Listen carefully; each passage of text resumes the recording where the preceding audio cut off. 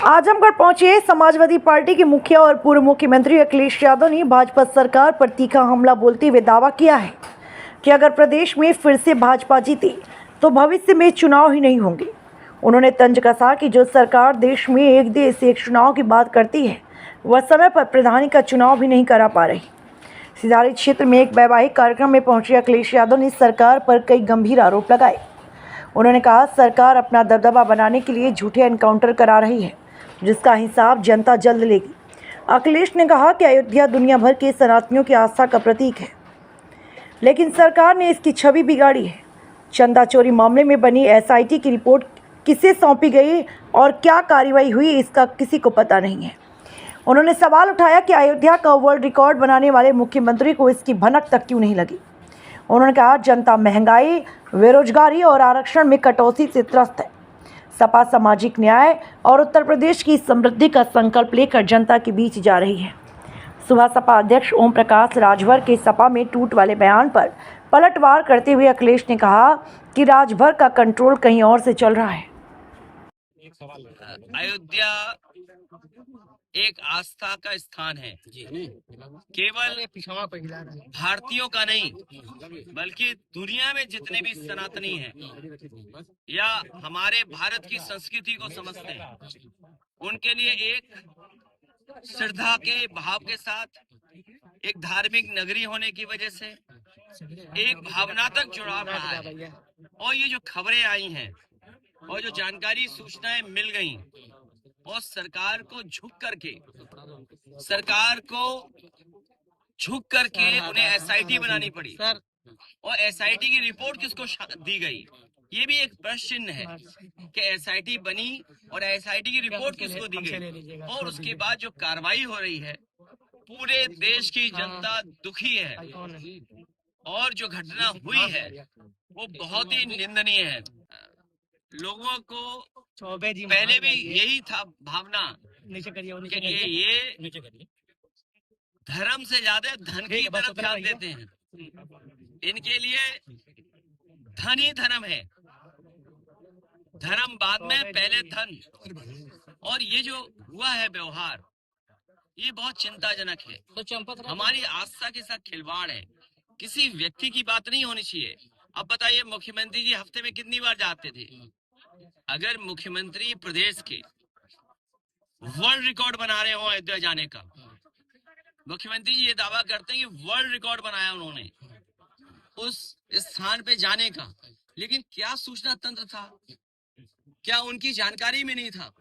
अगर ये उनकी जानकारी में नहीं था, जो पूरे प्रदेश में भ्रष्टाचार फैला हुआ है या जिस तरह की महंगाई है या जिस तरह के आम जनता को इलाज के लिए, दवाई के लिए तहसील में, थाने में जो फेस करना पड़ रहा है, तो मुख्यमंत्री तो खुद ही स्वीकार कर रहे हैं। अगर गिरफ्तारी हुई है और जो सूचना मिल रही है कि इतने लाख रुपए निकले, कभी कंडों में कुछ ऐसे जेवरात हैं।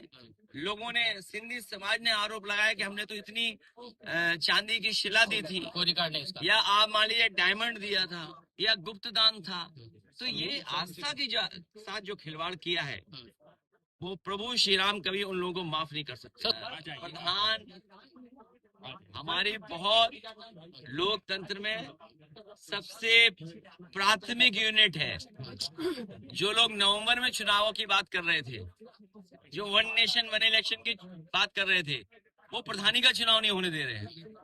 सोचो, वन नेशन वन इलेक्शन कहने वाले लोग, या यूं कहे हम कि नवंबर में चुनाव कराने की अफवाह फैलाने वाले लोग प्रधानी का चुनाव नहीं करवा रहे। और सच्चाई तो ये है, हमारे प्रधान भाइयों का खर्चा बढ़ा दिया।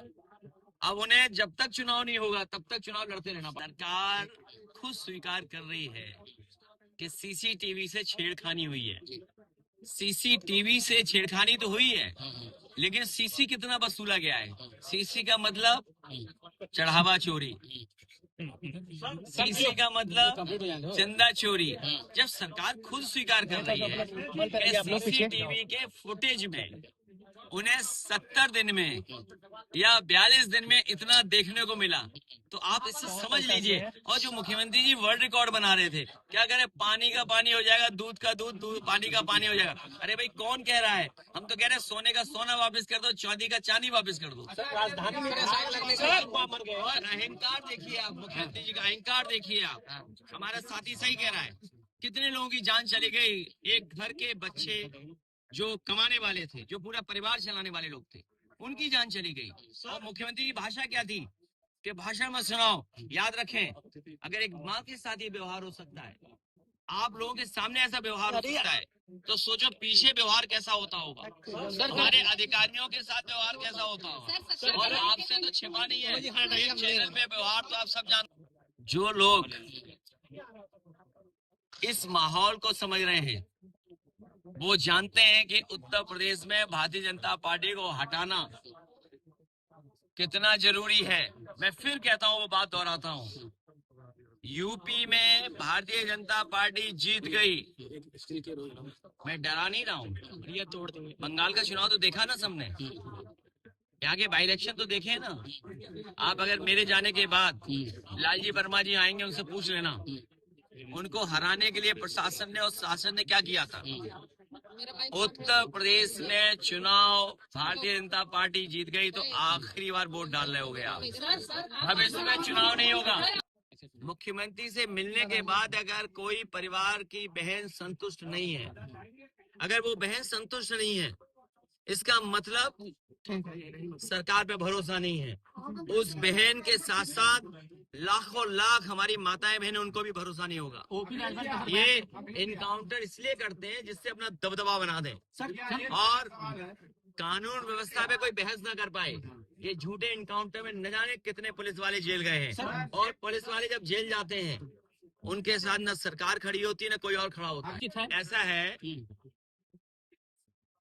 टूट कौन रहा है।